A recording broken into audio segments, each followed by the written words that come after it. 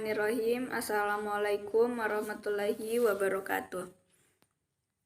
Perkenalkan, nama saya Fitrianaka dengan NIM F202101057. Di sini saya akan membacakan materi tentang organel dalam sel.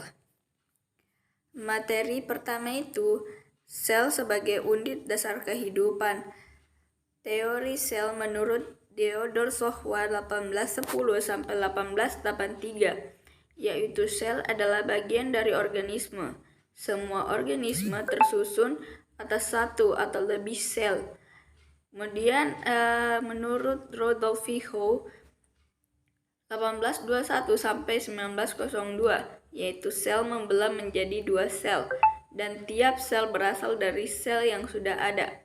Sel adalah unit terkecil yang memiliki semua persyaratan hidup. Kemudian, kata Latin dari sel yaitu cella, berarti ruangan kecil yang ditemukan oleh Robert Hooke.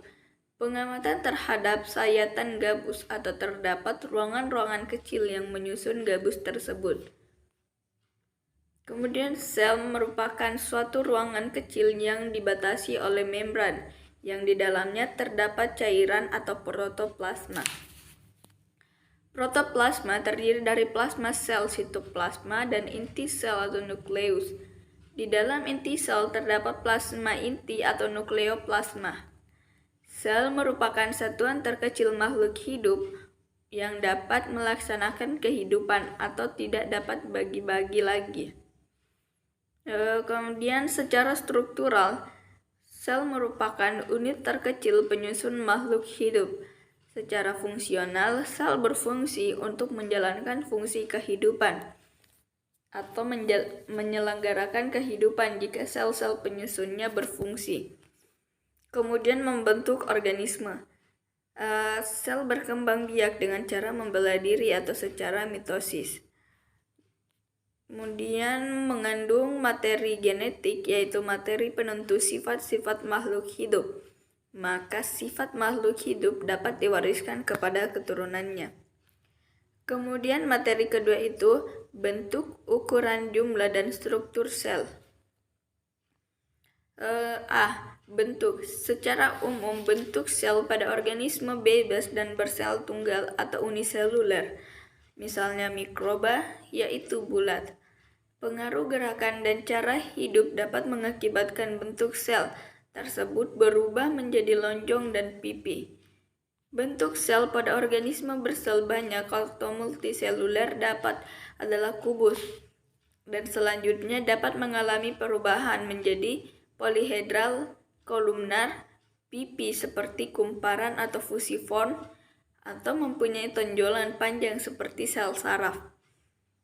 Kemudian B. Ukuran. Ukuran sel mulai beragam, mulai dari yang berdiameter 1 mikrometer sampai 100 mikrometer, dengan volume 1 sampai 1000 mikrometer kubik. Sel berukuran terkecil yaitu mikroplasma, atau disebut juga dengan Pleomnia-like organism atau PPLO.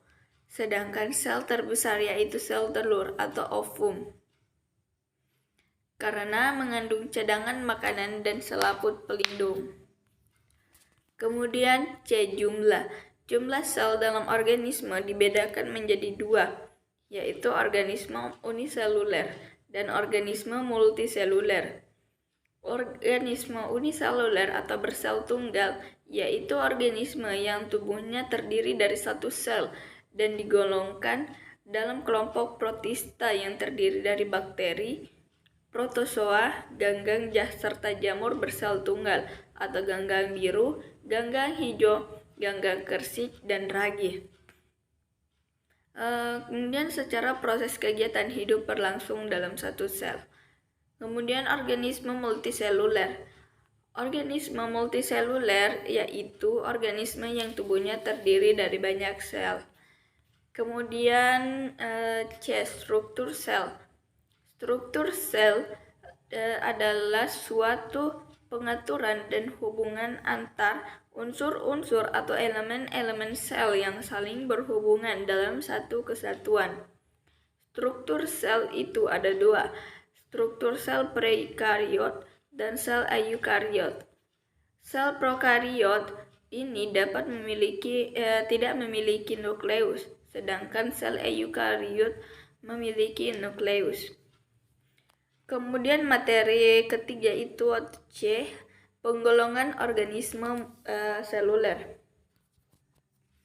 Sel prokariotik adalah sel yang berada dalam organisme sel tunggal atau uniseluler dengan ukuran 0,1 sampai 5 mikrometer. Keberadaan dinding sel. Sel prokariotik selalu memiliki dinding sel yang kaku dan terbuat dari peptidoglikan atau polisakarida.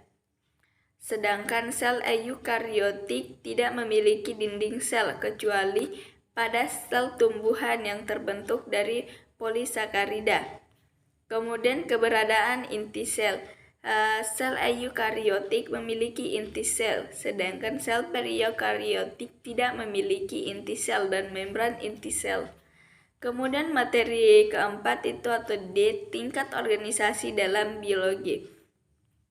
Needham dan kawan-kawan mengembangkan konsep bahwa dalam organisme hidup terdapat kombinasi tingkat organisasi yang terhimpun dan hukum yang berlaku pada satu tingkat tidak akan berlaku untuk tingkat yang ada di bawahnya. Tingkat ini disebut dengan tingkat organisasi. Struktur tingkat organisasi kehidupan ada 12, yaitu pertama, 1